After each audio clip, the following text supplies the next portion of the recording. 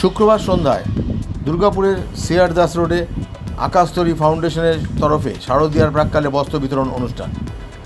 ৮০ জন দুস্থ অসহায় মহিলাকে নতুন শাড়ি এবং আকাশতরী পরিবারের পক্ষ থেকে চালানো লেখাপড়া সন্ধ্যাকালীন কোচিং সেন্টারের ৩০ জন ছোট ছাত্রছাত্রীকে নতুন জামাকাপড় প্রদান করা হয়। এদিন এই অনুষ্ঠানে উপস্থিত ছিলেন প্রাক্তন ব্যুরো চেয়ারম্যান তথা বিশিষ্ট সমাজসেবী রমাপ্রসাদ হালদার এবং প্রাক্তন ব্যুরো চেয়ারম্যান রীনা চৌধুরী সহ বিশিষ্ট সমাজসেবীরা। এই ধরনের মানবিক কর্মসূচিতে অংশ নেওয়ার পর অতিথিরা কী জানালেন শুনে নেওয়া যাক। দুর্গাপুরের আকাশতরী ফাউন্ডেশন যেটা করে দেখালো সেটা সত্যিই একটা প্রশংসার যোগ্য। শারদীয়ার পূর্বে বেশ কিছু ছোট ছোট বাচ্চা এবং মা বোনেদের হাতে তারা যে বস্ত্র তুলে দিল, কারণ প্রত্যেকেরই ইচ্ছা জাগে পুজোর সময় নতুন বস্ত্র পরা। তো আমাদের সমাজে বেশ কিছু পিছিয়ে পড়া মানুষ রয়েছে, পাশাপাশি অঞ্চলে কিছু স্লাম এরিয়া রয়েছে, সেই সমস্ত অঞ্চলের মানুষদেরকে তারা একত্রিত করে তাদের হাতে এই উপহার সামগ্রী তুলে দিল পুজোর আগে, সেটা সত্যি খুব প্রশংসাযোগ্য। তো আমি আকাশতরী ফাউন্ডেশনের সকল সভাপতি সম্পাদক থেকে শুরু করে সহ সম্পাদক এবং সকল সদস্যবৃন্দকে আন্তরিক ধন্যবাদ এবং কৃতজ্ঞতা জানাবো তাদের এই উদ্যোগের জন্য।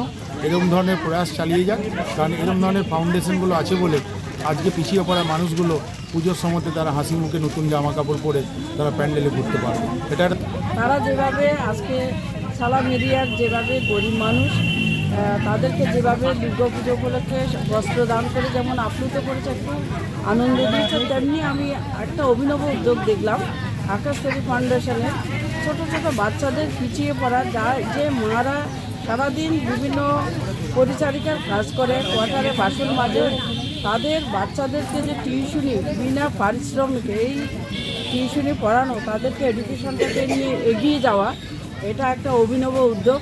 দুর্গা পূজার সাথে সাথে বাচ্চাদের মুখে হাসি এবং তাদের যে পড়াশোনার একটা শিক্ষার আঙ্গিনায় একটা পরিবেশ দেওয়া, এটা সত্যি আমাকে মুগ্ধ করেছে, আপ্লুত।